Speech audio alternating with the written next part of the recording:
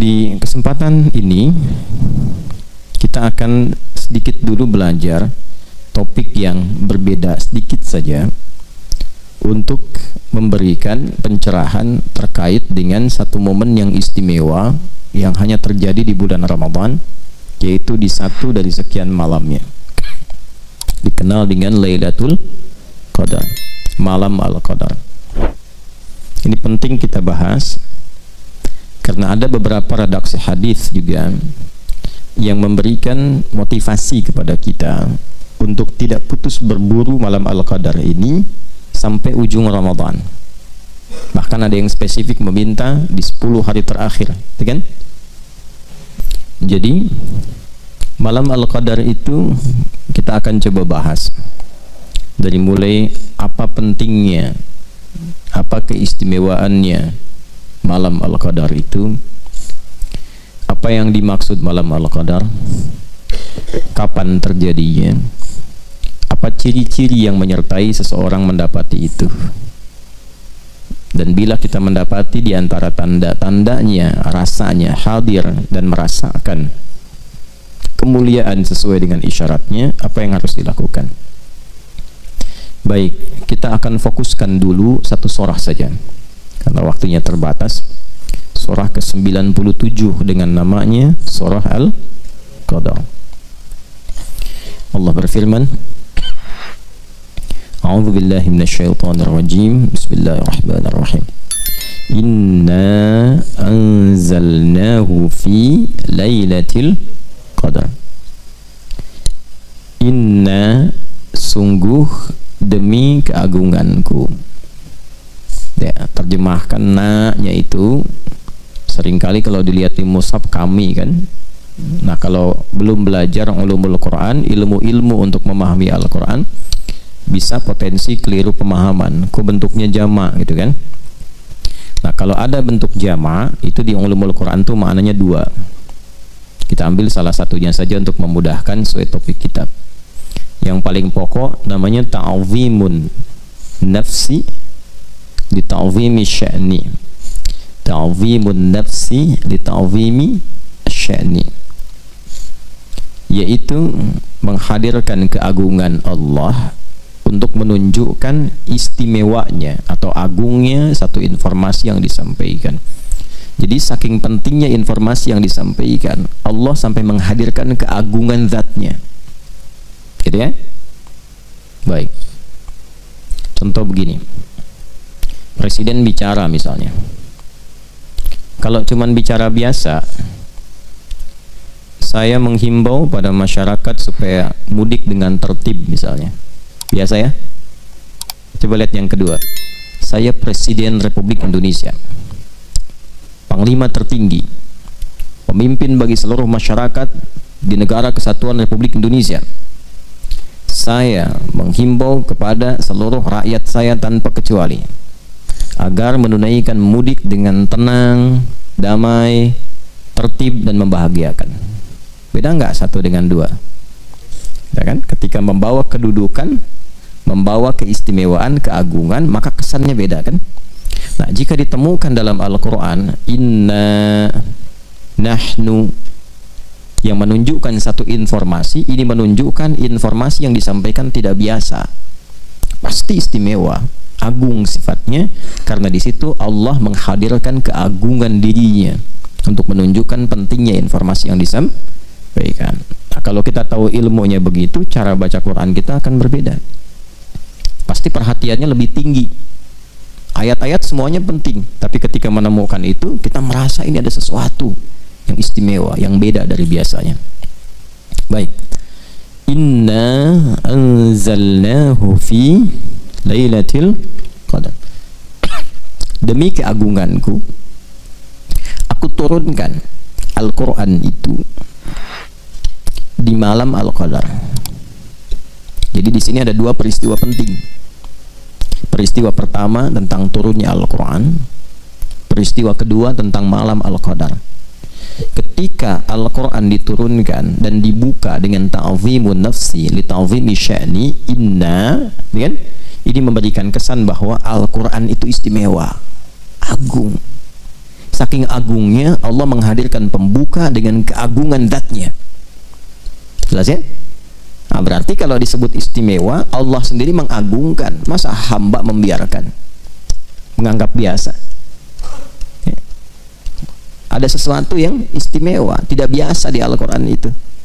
Tidak sama, bukan kalam-kalam biasa, bukan kalam makhluk, kalamullah.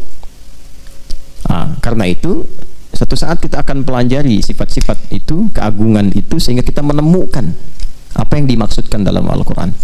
Di antara kedahsyatannya, mampu merubah sekelompok manusia yang tertinggal dan terbelakang dengan kompleksitas keburukan perilakunya, tiba-tiba menjadi sesuatu yang sangat luar biasa, sosok-sosok gemilang yang mensibgoh dunia, berubah total itu. Ya, itu Al-Quran. Nanti kita akan lihat apa yang paling pokok di Quran. Kita bahas dulu bagian keduanya. Yang kedua, malam Al-Qadar. Berarti ada yang istimewa di malam Al-Qadar itu, bukan malam biasa. Karena itu menggunakan tak di ujungnya. Ya? Ada lail, ada lailah. Kalau lail umumnya menunjuk pada waktu malam standar umum. Inna fi khalqis samawati wal inna fi khalqis samawati wal wa ikhtilafil laili wan nahar, pergantian waktu siang dan malam. Itu kalau disebutkan lail umumnya menunjuk pada waktunya dari ba'da isya sampai menjelang fajar. Menjelang ya, bukan sampai fajar, karena nanti ada waktu jeda singkat namanya sahar. Aktivitas yang dikerjakan di waktu sahar namanya sahur. Makanya kita makannya makan apa? Sahur, maksudnya dilakukan di waktu sahar. Ya, kurang lebih 15 sampai 25 menit sebelum fajar. Jadi kalau subuh misalnya 4.38, ya kurang lebih 4:04 atau 4:10. Kalau jam 2:30 terlalu dini, ya terlalu awal makannya. Nah, itu sahar. Jadi dari mulai malam ba'da isya itu sampai menjelang fajar. Nah, bahasanya menjelang fajar. Itu lail namanya. Kalau ada yang istimewa sampai menjelang fajar ini dari ba'da isya, maka di antara rumusnya tambahkan ta. Jelas ya? Jadi kalau ada ta mengiringi kata lail, ini menunjukkan di malam itu tidak biasa. Ini umumnya ya. Walau nanti dalam beberapa keterangan tergantung konteks bisa berbeda. Tapi umumnya teorinya begitu. Kalau ada tak bersamaan dengan lail, maka tak itu menunjukkan sifat yang tidak sama dari waktu-waktu malam yang biasa. Setiap malam bisa tahajud gak? Bisa. Karena itu saat menyebutkan sholat malam itu pakai lail, bukan lailah. Coba Quran surah 17 ayat ke-79. Wa minal laili fatahajjad bi. Bukan wa minal lailah. Artinya setiap malam ada potensi untuk tahajud. Ya. Tapi kalau ada satu malam yang istimewa yang tidak sama dengan malam-malam lainnya, maka salah satunya tambahkan ta pada kata lail itu menunjuk pada sifat. Karena itu ayatnya berbunyi inna anzalnahu fi lailatul qadar. Baik. Lailah ya, bukan lail kan? Nah, apa istimewanya malam Al-Qadar itu? Kita ambil keistimewaannya dulu ya. Satu, ini langsung keterangan Qur'annya. Wa ma adraka ma lailatul qadar. Indah sekali nih ya. Kita dibikin penasaran dulu supaya memotivasi kita untuk memburu malam itu. Tahu nggak kata Allah keistimewaan malam Al-Qadar itu? Tahukah Anda keistimewaannya? Kan? Teruskan, Lailatul Qadri khairum min alfi syahr. Malam Al-Qadar itu istimewanya seluruh amal soleh yang dikerjakan membersamai malam itu nilainya dilipat gandakan lebih dari 1000 bulan. Dilipat gandakan, ingat, lebih dari, karena redaksi Qur'annya berbunyi khairum min, lebih dari, jadi tidak pas 1000 bulan. Ya, 1000 bulan itu kurang lebih 80 sampai 83 tahun lah. Ambillah 83 tahun misalnya. Berarti lebih daripada itu. Atau bahasa paling gampangnya standar rata-rata usia manusia misalnya. Ya. Baik. Jadi kalau Anda beribadah seumur hidup, kan? Itu bahasa gampangnya. Kalau Anda beribadah seumur hidup, lalu dibandingkan dengan beribadah bersamaan di malam ini, malam Al-Qadar, itu lebih bagus di malam ini nilainya, lebih banyak di malam ini. Lebih dari apa yang pernah dikerjakan selama hidup. Ya, dalam satu amalan ya. Misal selama hidup tiap malam tahajud tuh, ya kan? Tiba-tiba pas malam Al-Qadar tahajud juga, itu satu malam itu nilainya bisa melebihi yang dikerjakan selama hidup. Bahasa gampangnya begitu ya. Yang dimaksud rata-rata umur manusia hidup, ya kan? Rata-rata ya, kata Nabi SAW, umatku itu ya umurnya ya di antara 60-70 dan sedikit yang melampaui itu, sedikit. Jadi kalau yang lewat 100 itu sedikit, nggak banyak. Bisa dihitung jari sedunia tuh, kan? Ya, rata-rata kan di kisaran itu. Kalau ambil pertengahannya sekarang misalnya, ambillah seperti hitungan 1000 bulan misalnya, ya, antara sampai 80 tahun. Bersamaan dengan malam itu ibadah, tahajud sekali aja, itu nilainya lebih daripada 1000 bulan. Luar biasa tuh. Ya, jadi kalau ada yang kurang-kurang selama hidup beramal, ketutup tuh dengan malam itu. Nah, ini kan masalah iman. Kalau ibadah kan bacanya pakai iman. Ibadah itu kan amal soleh. Amal itu jadi soleh kalau ada imannya. Kalau tak ada iman nggak jadi soleh. Karena itu setiap ada kata iman itu mengantarkan pada amal soleh. Wal 'asr innal insana lafi khusr illa alladhina amanu wa 'amilus soleh. Masuk surga juga pakai iman dan amal soleh. Wa basyiril ladzina amanu wa 'amilus solihat anna lahum jannatin tajri min tahtihal anhar. Nah, amal soleh itu bisa jadi soleh amalnya kalau ada iman. Sifatnya disebut ibadah namanya. Jadi ketika kita beribadah itu sedang beramal soleh, membuktikan keimanan kita. Jelas sampai sini? Baik, kembalikan orang-orang yang mampu beribadah di malam Al-Qadar itu nilainya, satu ibadahnya itu bisa melampaui apa yang ia pernah kerjakan selama hidupnya. Tertutup itu yang kurang-kurang dalam ibadah itu. Masya Allah. Kalau tobat dia, wah itu luar biasa. Luar biasa penerimaannya di sisi Allah Subhanahu wa taala. Antum baca Quran misalnya. Selama hidup sekarang kira-kira berapa kali baca Quran itu? Khatam berapa kali?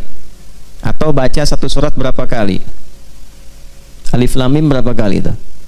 Yasin berapa kali? Atau yang kira-kira pembukanya satu huruf, Qaf, Nun, gitu kan? Dibuka gitu dengan huruf-huruf muqatta'ah. Berapa kali baca itu? Tapi bersamaan dengan malam Al-Qadar, Nun, Kang Duni baca itu tuh, Nun, pas malam Al-Qadar itu baca itu lebih dari 1000 bulan. Kayak antum baca Nun lebih dari 83 tahun. Nun, Nun, Nun, Nun. Masya Allah. Habis itu meninggal misalnya. Itu Masya Allah. Luar biasa. Ketutup tuh amalan-amalan.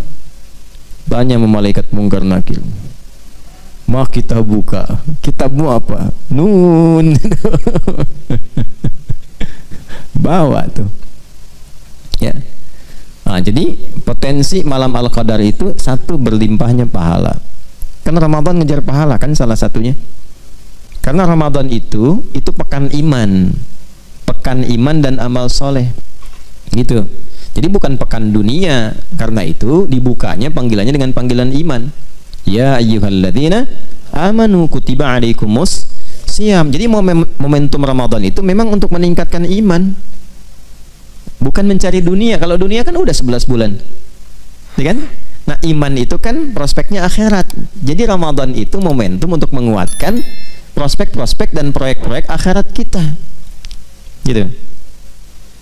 Jadi kalau kita kembalikan, kita tarik kepada aspek tadi, bacanya pakai iman. Malam Al-Qadar itu nggak bisa dibaca pakai ukuran dunia, ukurannya pakai ukuran akhirat, ya, bukan melulu pakai akal, tapi menggunakan iman. Kalau imannya bekerja, dikejar. Kalau nggak bekerja, nggak akan dikejar. Jelas ya? Teruskan. Yang kedua, apa keistimewaannya? Tanazzalul malaikatu waruhu fiha biizni rabbihim min kulli amr. Masya Allah. Semua malaikat turun berdesak-desakan ke bumi. Ini asal kalimatnya tatanazzalu, itu asalnya.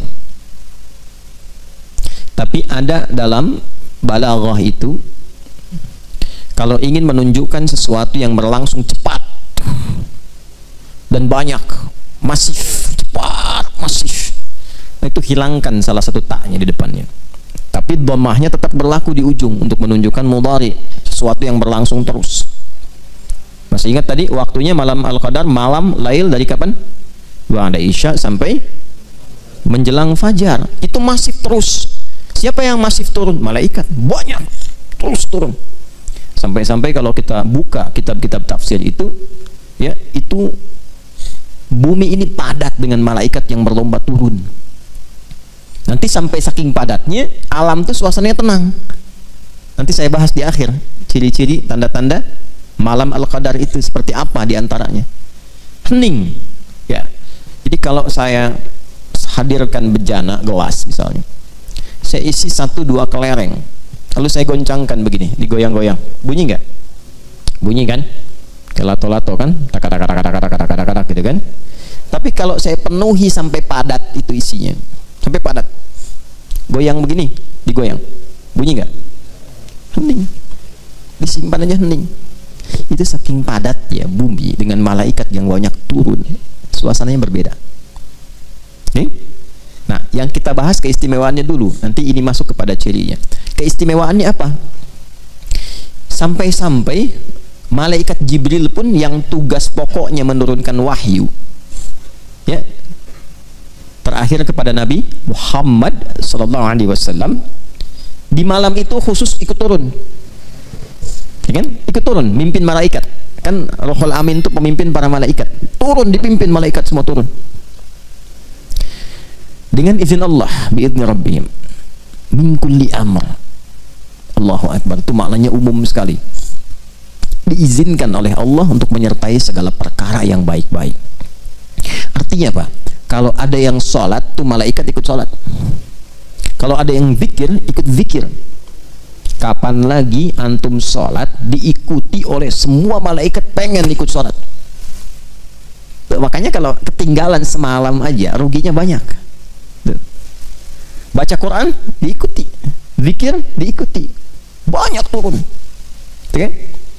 Nah, apa dampak paling spesifiknya bagi setiap insan itu terkait dengan doa dan taubat? Jadi kalau doa yang biasa ngaminkan mungkin 1-2 malaikat yang menyertai, ini banyak malaikat ya berdoa amin. Umar, mana Umar? Doa. Umar doa amin. Hasan doa amin, ya. Wajri doa amin tuh. Itu aminnya bukan 1-2-3 tuh, amin. Cuman kan goib. Kalau goib gak kedengeran, kalau kedengeran bubar antum. Amin, ya kan bubar. Siapa nih, lihat sayap begini, siapa? Israel. Oh. Ya, gitu. Nah itu sekali lagi perkaranya iman, ya. Jadi jangan pakai akal, pakai iman, karena akal terbatas. Ingat, akal itu sama kayak mata, sama kayak telinga, perangkat yang ada pada manusia, perangkat fisikal. Mata terbatas tidak? Terbatas, semakin jauh semakin gak kelihatan. Semut itu kalau dekat terlihat jelas, merayap makin jauh nggak nampak. Bukan semut yang nggak ada, pandangan kitanya yang terbatas. Gajah gimana? Sama, semakin jauh semakin gak kelihatan, gajahnya tetap segitu. Mata kitanya yang terbatas. Pendengaran juga begitu, semakin jauh semakin tak terdengar, ya kan? Antara 20 sampai 20 ribu kan hertznya, di bawah itu sulit terdengar, di atas itu bising, bahkan bisa menyakiti. Ya, bukan salah bunyinya, kemampuan kita memang terbatas. Gitu. Jadi kalau pendengaran terbatas, penglihatan terbatas, kenapa akalnya nggak mau terbatas? Bukan nggak masuk akal karena ilmu belum cukup, belum masuk tuh informasi ke dalam akal sehingga belum bisa nyerna. Kalau sudah ada infonya, gampang dilogikakan. Tapi karena belum ada ilmu, jadi terbatas. Itu maksudnya. Jadi jangan semua tuh pengen sesuai dengan kehendak kita. Ini nggak masuk akal. Di akal ente karena ilmunya terbatas. Bagi yang lain sudah masuk akal. Rumusnya apa supaya cepat bisa dipahami oleh akal? Kalau ada akal terbatas memahami, pahami oleh iman dulu. Nanti iman akan membimbing akal dengan hikmah. Hikmah itu yang menjadikan akal paham. Itu rumusnya. Dan itu di Quran sudah ada. Makanya kalau orang dapat hikmah itu dapat anugerah yang banyak. Surat apa? Al-Baqarah ayat berapa? 269. Yu'til hikmata may yasha' wa may yu'tal hikmata faqad utiya khairan katsira. Terus wa may yadhakkaru illa. Tuh, kalau sudah dapat hikmah langsung jadi ulul albab. Paham esensi sesuatu, cepat menangkap. Baru satu kata udah paham nih kemana nih arahnya nih, ya kan? Udah mengerti. Baru disebutkan satu kalimat, udah ketawa seseorang tuh, dia tahu arahnya mau kemana. Baru disebutkan, dan nangis, paham. Waktu Nabi pidato Haji Wada itu semua tenang-tenang aja, Abu Bakar nangis. Abu Bakar paham.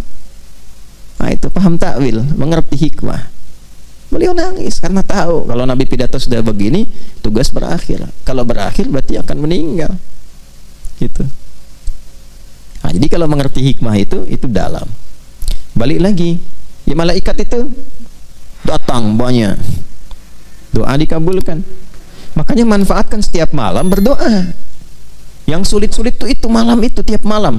Yang kita rasakan mungkin ada kesulitan menghafal, kesulitan memahami, kesulitan dalam pekerjaan. Ya, bayangkan, hadirkan, minta sama Allah.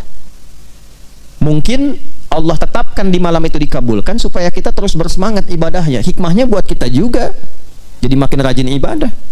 Kalau nggak percaya silahkan cek proyeknya misalnya, ya, ilmu macam-macam nih, mintalah, tapi harus tulus karena kan perkara iman. Kalau iman kan babnya ikhlas, ya kan? Kalau iman babnya ikhlas, semakin kita minta semakin tulus, semakin baik, semakin cepat dijawab, gitu. Kemudian apalagi malaikat kalau sudah menyertai itu peluang memohonkan ampunan kepada Allah dari dosa hamba bagi yang minta ampun.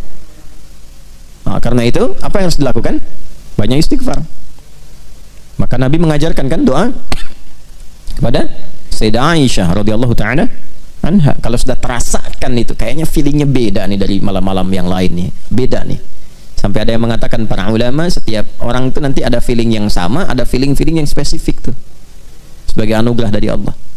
Nah kalau udah dapat feelingnya seperti itu, apa yang harus dilakukan? Nabi mengajarkan satu doa. Itu ditalkinkan langsung dari lisan Nabi pada Sayyidah Aisyah radhiyallahu taala anha. Allahumma innaka afuwun tuhibbul afwa fa'fu anni. Allahumma innaka afuwun karim tuhibbul afwa fa'fu anna. Minta. Ingat-ingat, koreksi tiap malam itu dahsyat itu. Nah nanti hasilnya kita akan lihat di parameter keberhasilannya setelah itu. Nah jadi kalau ditanyakan apa istimewanya malam Al-Qadar itu, maka Al-Quran pertama mendefinisikan tentang manfaat-manfaat yang terkait dengan proyek akhirat kita.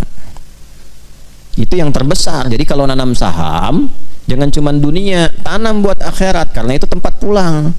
Kalau di sini kan tempat apa?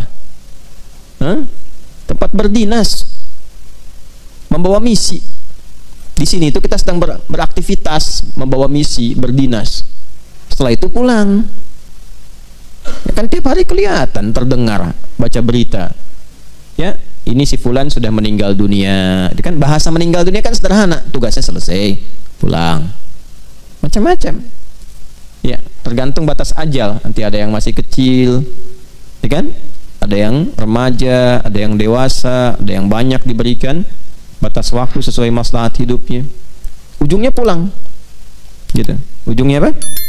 Pulang. Nah, jadi kalau kita bisa spesifik demikian, itu insya Allah akan selamat. Ya. Jadi itulah diantara kemuliaan malam Al-Qadar, yang hal pertama disadarkan oleh Allah kepada kita, ingat akhirat. Itu maksudnya. Jadi keistimewaan pertama yang menghadirkan banyaknya pahala, terkabul doa, diampuni dosa, itu kan rata-rata proyek dan prospek akhirat kan. Intinya membangun kesadaran. Ingat ya, kalian satu saat akan pulang. Kalian akan meninggal dunia. Dunia itu tempat berusaha, pasti pulang. Jangan sampai saat pulang tak punya bekal. Itu maksudnya. Dan aku sayang, kata Allah begitu tuh. Akulah Rahman, kata Allah, akulah Rahim. Saking sayangnya Allah, Allah tahu nih, yang selama hidup beribadah itu walaupun terasa banyak, belum tentu kan diterima semuanya. Cuman bersyukurnya kita, Allah punya sifat asyakur, yang menerima walaupun sedikit. Itu kan? Itu membaca Quran 1 juz, berapa yang diterima oleh Allah? Ya, alhamdulillah kita masih bisa baca Quran, itu bersyukur, diberi taufik. Yang diterima pun alhamdulillah. Kalau bukan rahmat Allah, sulit mengandalkan amal soleh, sulit. Coba dari sekian amal itu, salat maghrib berapa rakaat? 3. Yang bisa ikhlas di rakaatnya berapa dari 3 itu? Hah? Gitu. Itu kalau bukan rahmat Allah, sulit. Jadi kesimpulan pertama, keistimewaan malam Al-Qadar itu mengingatkan kita, satu, pada tempat pulang kita di akhirat, supaya tidak terlampau kita terikat dengan dunia yang sementara.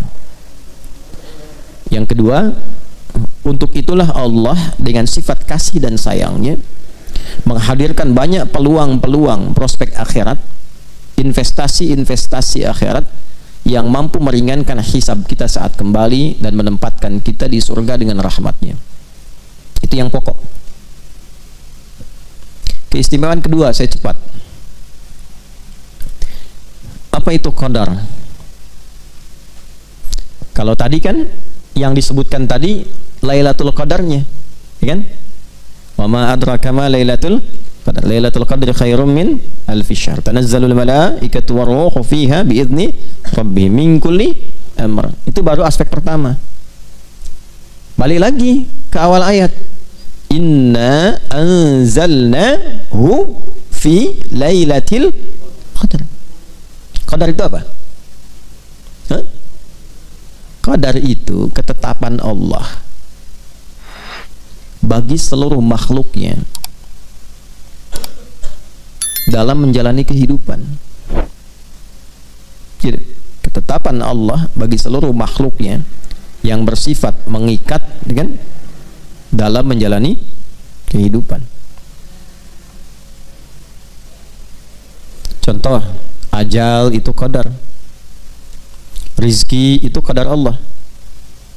Karena itu Allah tetapkan, lalu diberi petunjuk untuk menjalaninya. Kan kita baca dalam setiap witir, Sabbihisma rabbikal a'la alladzi khalaqa fasawwa walladzi qaddara, kemudian fahada. Kita memuji Allah, terima kasih ya Allah, Engkau Tuhan yang paling agung, yang paling istimewa, satu-satunya Tuhan yang dipertuhankan, disembah, yang telah mencipta lalu menyempurnakan ciptaan, lalu menentukan kadar kehidupannya dengan sempurna dan diberi petunjuk bagaimana menggunakannya. Gitu. Jadi malam Al-Qadar itu adalah malam saat Allah menetapkan semua yang terkait dengan kehidupan makhluk. Kita tarik, kita lah manusia saja. Di situ di malam itu aturan hidup kita awal sampai akhir mengikat sifatnya pada setiap personal kita. Kapan mulai berkehidupan, kapan wafat, berapa rizkinya, dan seterusnya di malam itu. Nah, kan Allah berjanji kan, kita kan nggak tahu kan, ya bagaimana kadar kita kan, yang diperintahkan oleh Allah menjalani hidup, kadarnya sudah diatur, ya kan, rizkinya sudah ada kan, yang diperintahkan apa? Berikhtiar supaya dapat rizki itu selama hidup, rizkinya sudah ada, ya kan, ajalnya sudah ditetapkan kan, cuman nggak dikasih tahu kapan pulang kan, yang diminta apa? Jalani aja sampai ajal datang. Tapi kalau kita nggak tahu petunjuk bagaimana menjalaninya, rusak misinya. Coba bayangkan. Ingat ya, ajal sudah saya atur ya, misal, ajal sudah diatur ya, nanti pada waktunya kamu meninggal, jalani aja. Tapi nggak dikasih tahu gimana cara menjalaninya. Hah? Manfaat gak hidupnya? Belum tentu. Bisa bingung, linglung. Rizki sudah saya atur ya, kalian tinggal cari aja. Udah saya tebarkan sampai kalian meninggal. Tapi nggak dijelaskan bagaimana mencarinya. Bisa salah kan? Karena itulah Allah turunkan petunjuk yang memberikan bimbingan kepada kita, bagaimana kita bisa menjalani kadar kehidupan itu dengan cara yang benar. Kalau menjemput rizki bagaimana caranya, menjalani hidup bagaimana caranya, sendirian bagaimana, kalau berumah tangga bagaimana, jadi suami seperti apa, jadi istri bagaimana, jadi ayah seperti apa, jadi anak bagaimana, punya kedudukan seperti apa, cari ilmu bagaimana. Itu selama hidup berkehidupan, aturannya dijelaskan oleh Allah berupa pedoman, diberikan sebagai petunjuk. Dalam bahasa Arab atau bahkan bahasa Al-Quran, petunjuk yang menyertai kita secara lengkap dalam menjalani sebuah kegiatan, bahkan seluruh kegiatan yang kita lakukan sampai berakhir, itu hudan namanya. Apa namanya? Hudan. Ya. Dan Al-Quran itu disebut dengan hudan. Al-Baqarah ayat 185, Syahrul Ramadhan alladzi unzila fihil Quran. Teruskan, hudal linnas. Tuh. Jadi isi Quran itu bukan sekedar bacaan, tapi di dalamnya pedoman semua aspek kehidupan kita dalam menjalani kadar Allah Subhanahu wa taala. Dari sejak mulai dilahirkan sampai wafat. Karena itu kalau kita baca Quran, kita akan temukan jalan hidup kita ada di situ. Iya. Dari alam kandungan, di mana ada kitab di muka bumi ini yang menjelaskan secara detail perjalanan hidup manusia dari dikandung sampai wafat, sampai setelah wafat kemana. Coba cek. Saya selalu katakan itu. Karena memang Quran itu bukan kalam manusia. Ya, kan manusia itu terbatas. Udah saya bilang dari awal, manusia itu terbatas. Kalau nggak tahu, nggak akan mungkin ditampilkan. Ini menunjukkan apa? Quran itu benar firman Allah, Islam itu agama yang benar. Karena cuma Tuhan yang benar yang bisa menerangkan kehidupan kita, gitu. Gimana Nabi Muhammad SAW, Rasul mulia, tapi kan tinggal di tempat yang ya tidak ideal dalam konteks kehidupan manusia, ya jauh dari Romawi, Persia, peradabannya, nggak pernah belajar, nggak pernah sekolah, nggak pernah ada guru, bisa menyampaikan informasi yang sangat detail, sifatnya abadi, lengkap, awal sampai akhir. Ini menunjukkan Quran benar, ini menunjukkan Islam itu agama yang benar. Kita mesti yakin sebagai mukmin itu. Itu aja cara memahaminya. Ya, kalau akalnya masih berfungsi dengan baik, itu insya Allah bisa mencerna. Bisa mencerna. Tempatkan dulu deh secara objektif. Lalu komparasikan dengan jernih gitu berpikirnya itu. Gitu. Jangan langsung sentimen dulu misalnya. Ya, jangan langsung klaim dulu. Tempatkan dulu aja berpikir dengan cara yang benar. Itu diajak begitu oleh Quran tuh. Ya, afala tatafakkarun, afala tatadzakkarun, afala ta'qilun. Coba renungkan, coba konstruksikan, coba fikirkan. Ya. Bahkan Allah sendiri menegaskan, enggak dipaksa kok untuk berislam. Tapi kita diminta untuk memfungsikan anugerah akal untuk mencerna. La ikraha fid din, lakum dinukum waliyadin. Cuman di Quran tuh enggak ada paksaan untuk berislam. Ya. Nggak ada paksaan untuk ibadah, cuman dihisab, gitu kan? Ya, indah ya bahasanya, nggak dipaksa kok. Jadi kalau kita menyimpulkan kembali, maka Al-Quran itu istimewa, gitu, agung. Karena itu saking agungnya Allah menghadirkan keagungan zatnya saat menyampaikan informasi diturunkannya Al-Quran. Itu bersamaan turunnya dengan ketetapan qadar. Jadi saat kita berkehidupan Allah sudah atur, aturannya pun turun saat bersamaan. Makanya diviralkan, semua alam malaikat itu diviralkan. Kan diturunkan ke langit dunia dulu kan, sebelum turun kepada Rasulullah secara detail. Nah itu dua fase. Fase pertama itu turunnya semua 30 juz, agung, viral tuh alam langit tuh. Ya, sampai ke langit dunia dulu. Nah itu yang dimaksud anzala. Dibaca di buku saya yang makna ayat puasa. Jadi kalau anzala ya itu langsung sifatnya. Kan di ilmu sharaf begitu. Kalau af'ala dengan fa'ala kan beda. Kalau af'ala itu sifatnya langsung. Yang dimaksud turun sekaligus ke sama'id dunya sebagai pedoman berkehidupan. Jadi begitu ditetapkan hukum kehidupan, dari mulai usia, dari mulai rizki segala rupa itu, ya, itu bersamaan dengan itu turun petunjuk penggunaannya lengkap 30 juz.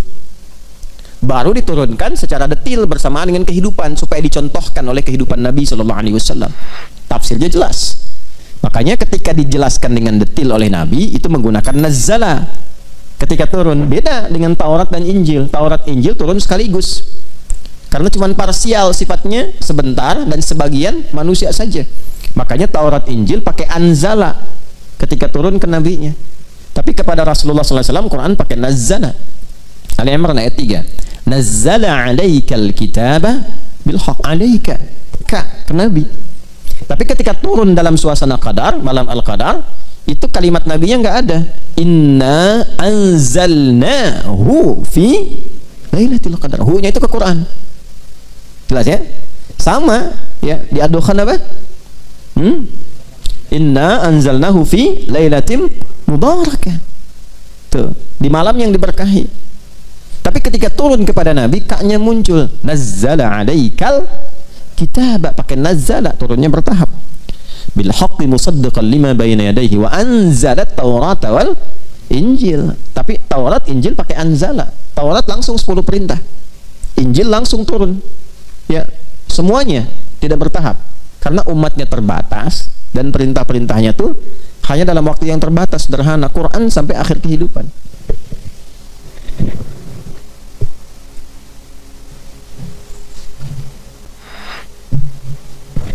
Ya, paham ya? Nah, karena itu kita mesti merasakan penting dan agungnya Al-Quran. Jadi bukan bacaan biasa. Kalau pengen hidupnya berkah, pengen semuanya mudah, ringan, tenang, senang, keluarkan isi Quran untuk diamalkan. Kalau dibaca saja dapat ketenangan, dapat pahala. Tapi kalau ingin dapat kenyamanan berkehidupan, diamalkan isinya. Dikeluarkan secara tematik, ngajinya tematik. Ini profesinya apa nih? Keluarkan ayatnya. Gitu. Makanya kalau kita mempraktikkan hudan, itu hidupnya tenang dan senang. Faman tabi'a hudaya fala khaufun 'alaihim wa lahum yahzanun. Quran surah kedua ayat 38 di ujungnya itu. Jelas? Nah, itu yang dikeluarkan. Ya. Nah, karena itu selama Ramadan, coba aktivitasnya apa? Profesinya apa?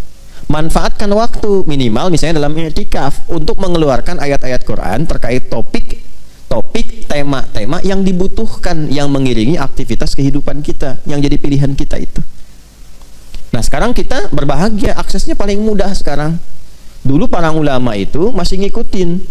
Di kalangan sahabat langsung dibimbing Nabi. Jadi kalau ada pedagang, pebisnis, Nabi konsultasi mereka ke Nabi, Nabi langsung bimbing. Sukses. Pejabat, sukses. Semua sukses. Setelah itu diajarkan oleh sahabat, ditangkap. Masih talaki. Tapi kemudian beberapa generasi setelahnya cerdas. Dihimpun, ditulis penjelasan Nabi itu. Dibikin tema-tema, topik-topik. Di antaranya Imam Al-Bukhari. Imam Al-Bukhari membuat 97 topik. Ya, kitabnya yang sangat viral itu Al-Jami' kan? Al-Jami' As-Sahih Al-Musnad Al-Mukhtasar min umuri Rasulillah sallallahu alaihi wasallam wa sunanihi wa ayyamihi. Kalau tidak salah kurang lebih demikian nama kitabnya itu. Disingkat Sahih Al-Bukhari. Itu isinya 97 tema. Dan dimulainya tidak langsung hadis, ayat dulu. Ada tema misalnya apa? Pertama kitab Badul Wahyi, kedua kitabul Iman, ketiga kitab Al-Ilmi, ya, dan seterusnya. Itu begitu menerangkan kitabul Iman, ayat Quran dulu, setelah ayatnya baru hadisnya. Terus dibuat subtopik-subtopik. Gimana supaya naikin iman dan tidak turun-turun? Apa amalannya? Bagaimana mendapatkan kenikmatan iman? Apa hubungan iman dengan amal soleh? Itu diruntut. Ilmu, kitabul Ilmi. Ya, bagaimana cara mendapatkan ilmu, mengatur waktu untuk belajar ilmu itu bagaimana, supaya cepat mendapatkan ilmu bagaimana, itu banyak dikumpulkan.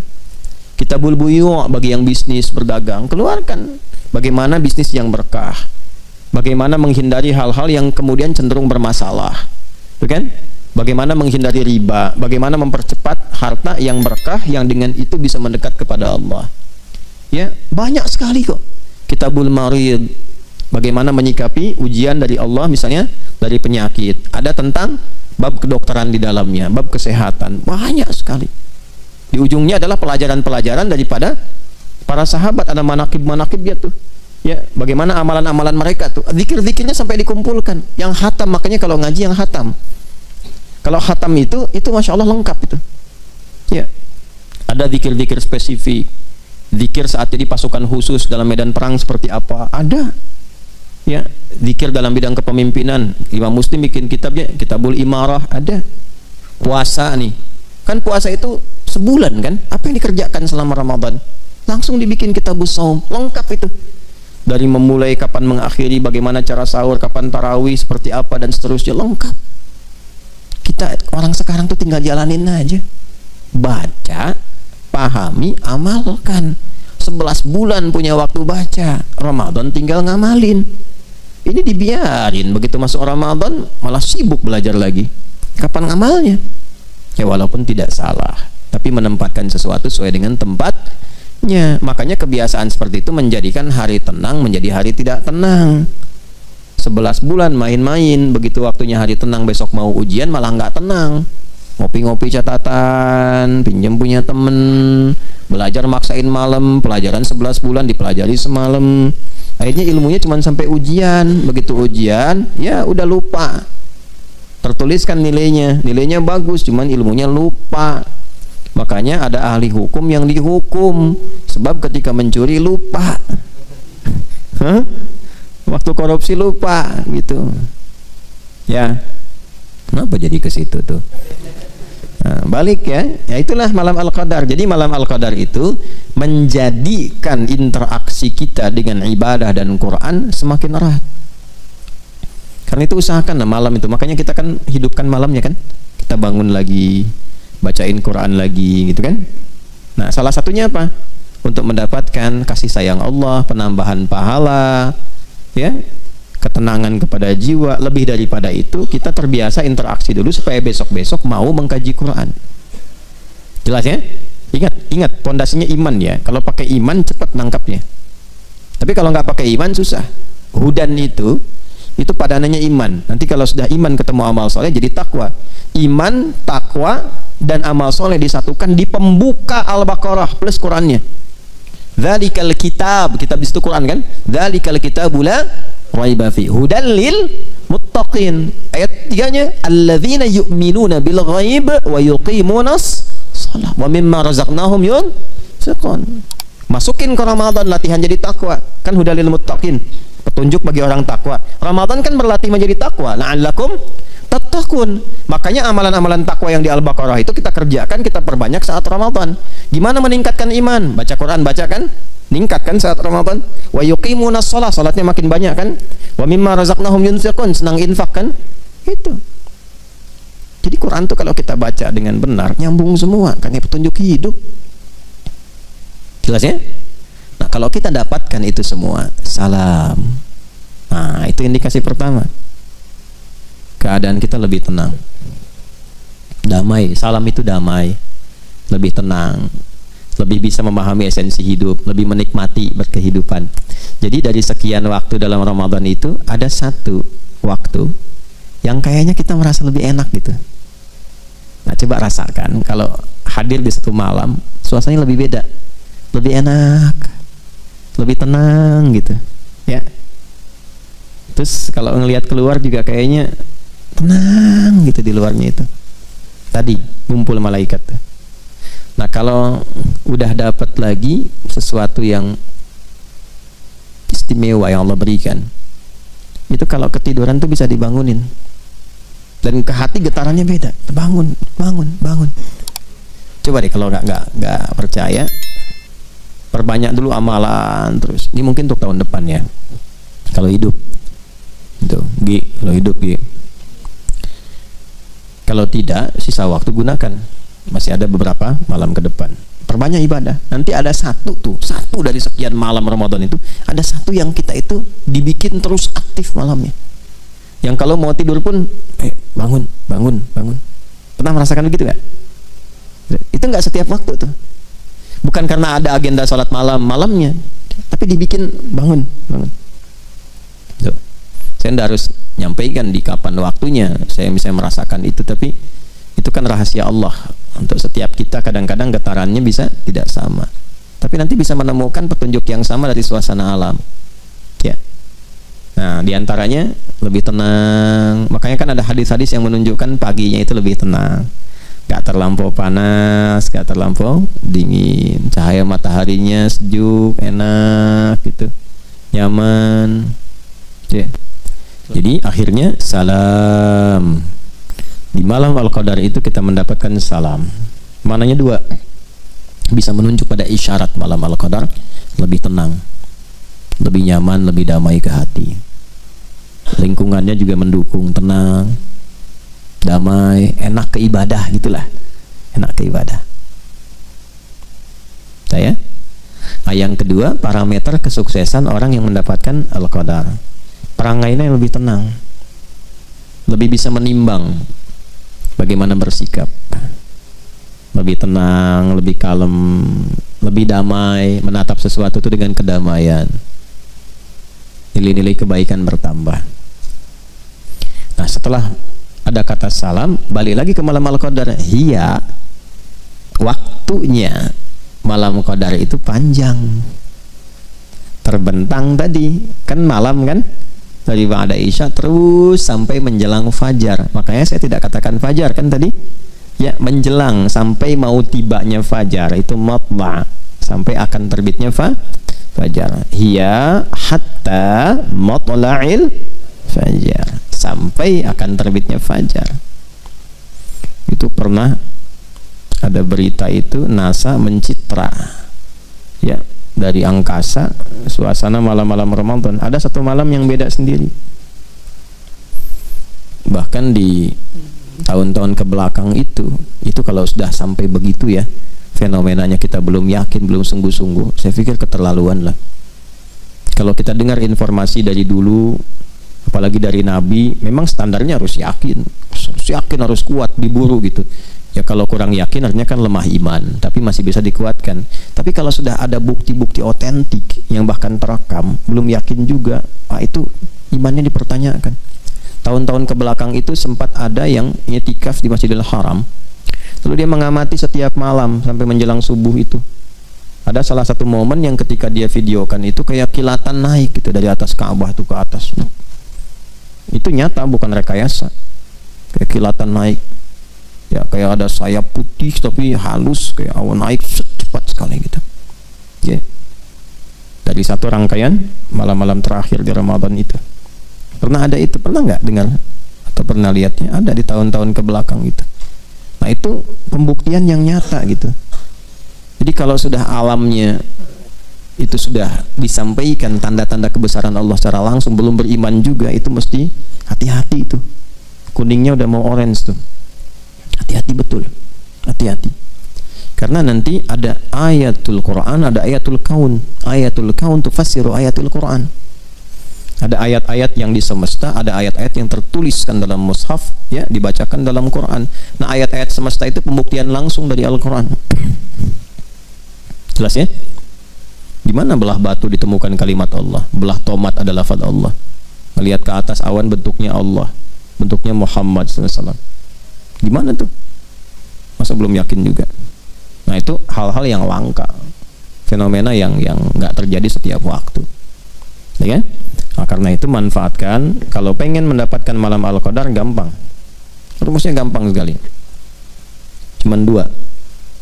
Satu, konsisten menunaikan ibadah malam, walaupun sekejap di waktu-waktu tadi tuh, dari ba'da isya menjelang fajar. Jadi rumusnya satu, konsisten menunaikan ibadah malam setiap malam Ramadan, walaupun sekejap, 5 menit, 10 menit, nggak apa-apa, sesuai kemampuan.